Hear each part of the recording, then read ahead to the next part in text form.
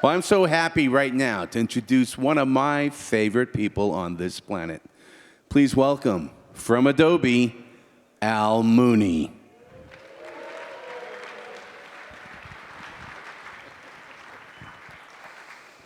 Thanks, man. Obligatory hug. Good evening, SuperMeet. It is an honor to be on this stage again presenting to you. Thank you so much for having me, for enduring me, whatever it is you do with me while you sit there and look at me. I'm very, very excited this year because we've got loads of new stuff to share with you. You may have noticed that we released all new versions of our professional video and audio tools at the show this year. Brand new Premiere Pro, brand new Audition, brand new After Effects, brand new Character Animator, but instead of making you wait for 2 months or more to actually use these pieces of software, we've shipped them immediately. So all of you here who are Creative Cloud members will be able to get access to these applications last week, which makes no sense at all.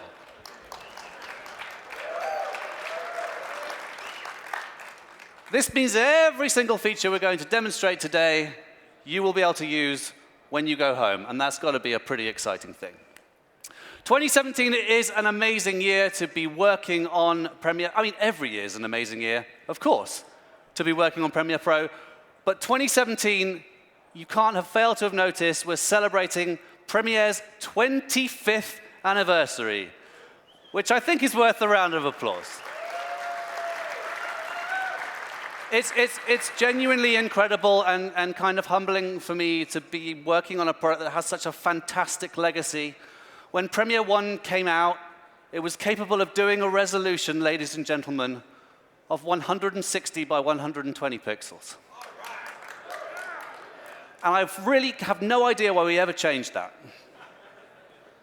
Now we have an upper limit of 16K, and we've gone through hard times and great times, but to be able to be here and talk about a product that still exists and is important in this industry and that you guys use regularly is amazing. And what's more amazing is to think that Premiere Pro is now only 4 years older than me. Incredible. So we celebrated in style this year. We worked with a band called Imagine Dragons to introduce the world's first fan-cut music video offering. How many of you entered the Make the Cut competition? At least 3 of you. That's fantastic. Well, even though none of you entered it, we were overwhelmed by the number of entries. It was a staggering success. They're being judged now by people like Kirk Baxter, so it's all happening. And the winner of this Make the Cut edit will be winning a prize of 25 grand, which is faintly ridiculous. But anyway, that's 2 slides. 2 slides, that's not that bad, is it? Shall we have a look at some demo stuff? Yeah, let's do that, yeah. Come on. All right, and I'm going to jump over to Premiere Pro. So, what's in Premiere Pro this year? Well, you will remember a couple of versions ago, we introduced something which we know you guys use a great deal and enjoy using and are successful with, and that was the Lumetri color panel. It sits in the color workspace. So we have all these workspaces that are designed to help you work in a certain different discipline, and it brings color grading directly inside the editing experience. We built it to be intuitive, we built it to be fast, we built it so that if you don't have advanced color grading skills, you can be successful. But we heard from you loud and clear that it isn't just color. You're now being asked to do pretty much everything. You're being asked to make audio sound fantastic. You're being asked to make motion graphics look fantastic. You don't just edit anymore, you have to do everything. So this year we're introducing 2 enormous new features to help you be successful in those other disciplines. And the first one I want to share with you is something to make all of your projects sound amazing, and that's the Essential Sound panel in the Audio Workspace. So I've just clicked on the Audio Workspace. I have this project, and this is in a completely unmixed state, and I'm just going to play down this timeline, and we're going to listen to what we're dealing with here. Hi, hi. I'd like to hear please. Okay. Great. I'd like an elderberry. Oh, actually, we don't have that. I've been here before, and I've done that here, So it's so badly mixed, it's almost as if someone's done it on purpose. So what I want to do is try and fix this as quickly as I can, but I'm going to do it never touching an audio mixer, never touching a compressor. I'm just going to fix it using the Essential Sound panel. The ESP is something that came from Audition. It's still in Audition, but we've brought it into the audio workspace so that you can use it straight in Premiere Pro. So the first thing I'm going to do, as you heard, there was a few bits of dialogue. They were really up and down in the mix, so I need to do something. I need to do a dialogue mix, basically, but I'm not a dialogue mixer. And then the ambience, you would have noticed, was sort of too loud and interfered with what was going on. So let's see how quickly we can fix that with ESP. The first thing I'm going to do then is I'm just going to select across. We're just working on a portion of the sequence, obviously. I'm going to select across all these clips, and I'm going to go over to my ESP, and I'm going to say, OK, these pieces of media are dialogue. So I'm just recognizing that they're dialogue. Instead of just tagging them as dialogue, however, what this then does is it presents me with a simple but powerful set of controls to enable me to make that dialogue sound better, without, as I've said, needing to be a skilled audio engineer. So what do I want to do? Well, I want to make them sound the same level. I want to do an audio mix, but not be an audio mixer. I'm just going to switch this into solo mode so it's a little easier to see what's going, open up that loudness. So I'm going to open up loudness, and I'm going to click one single button. And that button says Loudness Auto Match. This is real loudness. This is not just volume. This is proper perceptually based loudness. It's fixed all those clips. It's auto-matched them to a target loudness. And now, I'm just going to mute the... no, I'm not, actually. Let's just go for it. Now, the mix sounds like this. Hi, hi. I'd like to get a drink, please. Okay. Great. I'd like an elderberry liqueur. Oh, actually, we don't have that. I've been here before, and I've definitely had it here, so you... Kind of magic, right? The wonderful thing about all of this is what it's actually doing is a whole bunch of stuff you don't really need to understand. When I do something like this, it's going to instance a bunch of real-time audio effects on the clip. It's going to set the parameters accordingly. If I want to go deeper into those parameters and make more minute adjustments, I can. Or if I want to send this project over to Audition, to a skilled audio mixer, he or she will have access to that minutia. But for me, one button, and I've made a dialogue mix. Let's fix this ambience. I'm going to click down here on the ambience. I'm going to tell Premiere Pro that this is ambience. And I'm just going to do a little couple of things here. What we'll do is we'll add a bit of reverb. We'll say it's large room ambience. That sounds good to me. And we'll just play that back in solo. So you can see I've kind of softened it. There's more echo in the room now. And you know what? I'm just going to increase the width of the stereo a little as well, so that the dialogue can sit in the center. So I've moved from something unintelligible to this. Or not, because the track is still soloed. Rookie error. Hi, hi. I'd like to get a drink, please. Okay. Great. I'd like an elderberry liqueur. So that's Essential Sound Panel. It lives inside Premiere Pro. We have brought all of the Audition effects into Premiere Pro and significantly improved the integration from Premiere to Audition. So audio in Premiere Pro is now accessible, easy, and you will be able to make things sound great really quickly. So hooray!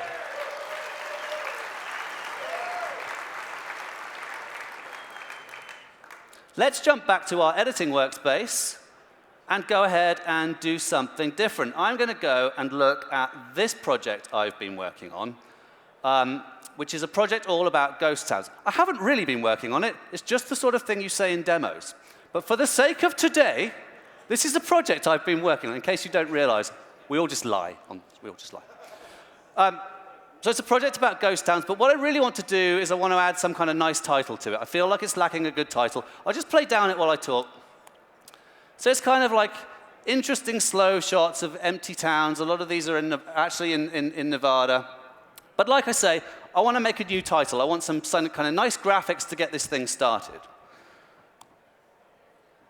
Premiere Pro now offers a brand new graphics engine that enables me to create great-looking titles and animate them from absolute scratch. And I want to show you how that works.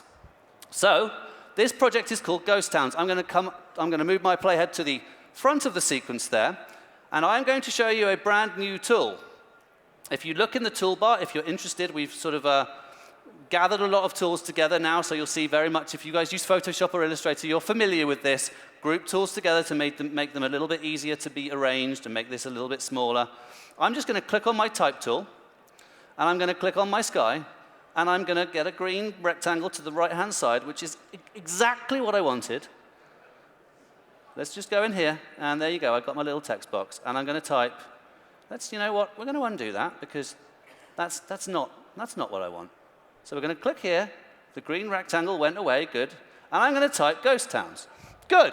I've just typed a title directly on my monitor. I couldn't do that in Premiere Pro before. I used to have to know. Good. You know. Good. So that in itself, let's face it, is pretty awesome. I just typed a title on my screen. I know it's not world-changing, but it's pretty awesome that I can do that in Premiere Pro now. But that is not a particularly exciting-looking title, so let's take it to the next level and open up the brand new graphics workspace. So we have the color workspace for color, the audio workspace for audio, and the graphics workspace for elephants. No, for graphics, sorry. So we'll hit graphics. This is then going to give me the all-new, I say that far too often in demos, essential graphics panel. And it's in here where I can make adjustments to my graphics object and make it look really amazing. I'll be honest, I'm not terribly good, I'm not a terribly artistic person, but I'm going to see what I can do. First of all, you'll notice right now we're looking at the type. We're looking at using the type tool. If you do any work in Photoshop or Illustrator or After Effects, this is going to look and feel familiar to you. It's the same technology, it's the same engine. So instead of before, where our title tool was kind of a little bit idiosyncratic, let's say, and a bit sort of outside of the application, this is fully integrated and all very Adobe. So I've got my ghost towns selected. First of all, I want to find a better font, as it's more normally pronounced. So I'm going to click down in my font now. I was looking through this earlier this morning, and the only reason I'm choosing this font is because it's called Bacon, and so I have to choose it. But the good thing is, when I select Bacon, it does have a kind of cool ghosty vibe to it. So why they didn't call it something more appropriate, I don't know. So that's Bacon. I'm going to make Bacon bigger, and I've always wanted to say that in a demo. And I'm just going to move Bacon down a little bit. And so I've got us Bacon. So there's Bacon. Bacon's looking OK. Let's do a couple more things. That may have been a capital H, but we're going to pretend that none of us have noticed that. We'll do a couple more things to Bacon. I'm going to quickly add a stroke. Let's just add a sort of black edge to it. So pick black there and just draw in a nice sort of chunky stroke. What I'm also going to, so this is looking pretty great, right? What I'm going to do now, because I'm so brilliantly creative with these things, is I'm actually going to add an ellipsis, like an oval, underneath it. So now I'm going to go and click on my pen tool, and I get a bunch of options here. Freeform drawing, if you've ever used the mask tool in Premiere, it's just like that. Add Bezier if you need to, all of that kind of thing. Or a rectangle, but I'm so creative I'm going to use an ellipse tool, because what I want is a kind of ellipse that sort of frames the text. So if I just draw this ellipse over the text, that's not really what I wanted. So what I can do is go into the Essential Graphics panel, and I'm just going to rearrange these layers. So what we see here is a single graphic object on my timeline, within which there are basically as many layers as I need. I've got a text layer and a shape layer. But you can add still images. You can even add video footage to these to a graphics object and build up really complex, should you want to, graphics objects in Premiere Pro. So this is starting to look just a tiny bit better, I think.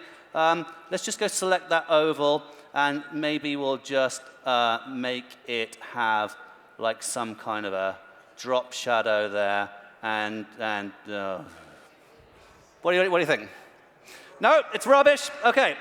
So while my artistic skills are poor, you can see how quickly you can get high quality, not in my example, titles just by using the brand new graphics engine. However, even cooler than that is with Premiere Pro this go around, we have included a brand new feature that we call motion graphics templates. You can create motion graphics templates from the technology you just saw. Thank you. You can create motion graphics templates from the technology you just saw. I could have saved that as a template and shared it with the world, but I don't think anyone wants to use it, so I didn't.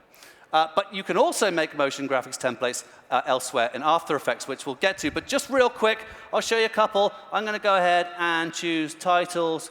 And these all animate. They're all beautiful. I'll just throw one in down here. Just wait for the 40. It's always the 44th percent with motion graphics templates. The hardest one. It's really just a difficult percent.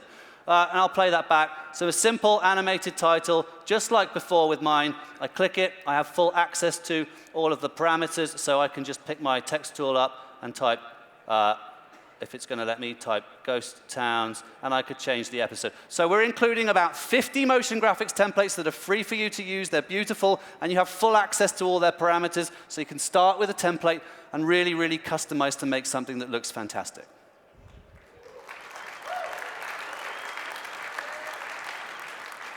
But I'm still not happy with my title, so I'm going to go one step further. Sometimes you just need to call a professional in. The other place you can make motion graphics templates in is After Effects. You can collaborate with After Effects motion graphics artists. They can make you motion graphics templates, and you can be given the full power and complexity of an After Effects comp in a very simple, addressable way. And in order to show you that, it gives me enormous pleasure to introduce my friend and colleague, After Effects product manager, Ms. Victoria Nece. Hey. All right. Super awesome to be here. Thank you for having us. Motion graphics templates are going to change the way you work, even if you never touch After Effects. And so Al's been working on this sequence, and I'm going to switch over instead to AE, where I've been working on something a little bit more elaborate. And you may notice we have some live Lumetri scopes in After Effects now, too. I know a lot of you have been asking for that for a long time. And they're exactly the same as Premiere. You have the same control. It's exactly the same scopes, now in After Effects. But I've got this project here that I've been working on, and it's actually a really complex composition. There's a lot of pre-comps in it. There's a lot of expression-controlled elements. And it's complicated. And if I was going to share this with even another After Effects artist, I would probably get some emails. Where is this control? How do I change this? How do I even figure out how you built this? And that's where the Essential Graphics panel comes in After Effects. It's the same panel that's in Premiere. It has a little bit different function. And so instead of Lumetri scopes here, I'm going to right-click on this, and I'm going to choose right-click on this. I'm going to choose Open in Essential Graphics. And you'll see I have a lot of properties in this panel that I've already added that are things I know I want to change in this project, things I'm iterating this design. I want to mess with the colors. I'm probably going to change the title. And so I can do that right here. I don't have to dig into my timeline. But to add a property to this, all I have to do is choose Solo Supported Properties. And all of these things, any of these, I can grab from the timeline and just drag into the panel. In this case, I want to add the background tint color. So I'm going to just grab that, drop that in, change it to, say, background tint. And now I can change this here. I want to go sort of more sepia tone, make it look older. So there, I'm happy with that. And it updates live in the comp, just like I changed it in the effects panel or in the timeline. But that's not all. When I click Export Motion Graphics Template here, I'm going to hit Save. And After Effects is going to pack up everything I need to render this project, all of those photographic assets in the background, all the elements of this into a single file. And it's going to save, and it's going to be a couple options of where I can save this. I can choose Essential Graphics here, which is saving direct to Premiere, or I can save to CC libraries. I could create an entire show package and drop that into the library. So in this case, I'm going to save to Essential Graphics because we're working on one machine. I'm going to say OK. And all of those properties that I added to that panel in After Effects are now accessible in Premiere. Checkboxes, sliders, color controls, text. You can build really elaborate things, or you can say, you know, I only want you to change the text. You can't touch the colors. You have full control. So I'm going to let Al take back over and show you what that looks like on the Premiere side. Thank you, Victoria. All right. Oh, my goodness, that was loud. So I'm going to jump back into Premiere Pro. I'm still working on my amazing Ghost Towns project. I'm going to go back to my Essential Graphics browse and just go down to the root there. And you can see magically, because Victoria added it for me, there is that Gold Rush show title. Just like with every other preset that we're already including, you save them into that directory and they're just there. So I'm going to drag it over to my timeline now, and we're just going to load that up. And there in Premiere Pro is that full motion graphic, but editable. So if I click on the motion graphic template, I can go into my edit, and as you can see, all of the parameters that Victoria has decided that I'm able to use, that she's willing to let me try using, are available in a super simple way, and I need to have no understanding of the complexity of the comp that she created. So I can do a bunch of different things here. The first thing I'm going to do is actually just change this. I'm going to call this Nevada Ghost Towns. Notice how the graphic actually stretches to fit that, so it's all very, very dynamic. I'm going to change this to episode 1, because if I get to episode 2, it'll be a miracle. But also, you'll notice that Victoria has very kindly given me a lot of access to other things. So there are whole different graphic styles available in this comp. I can go through, and everything's updating live as I move the slider, but I can literally go through and find one that I really like, and all the way down to being able to make things scale differently and being able to give things different color. So this title accent color, this sort of orange that Victoria's given me, I think I might change. In fact, when we were rehearsing earlier on, Victoria told me that she thinks shocking pink looks best with this. So who am I to judge? Let's just change that title accent color to shocking pink. And as you can see, I can very easily make manipulations to this motion graphics template with no knowledge of what's going underneath. Motion graphics templates are shipping now, and we can't wait for you to use them. I want to thank you all for coming. We love doing the show. We love being here. We love you and our customers and everything you tell us and everything, all you do to help us build such amazing products. 25 years, unbelievable. Here's to the next 25, I say, and I'd like to leave you with this.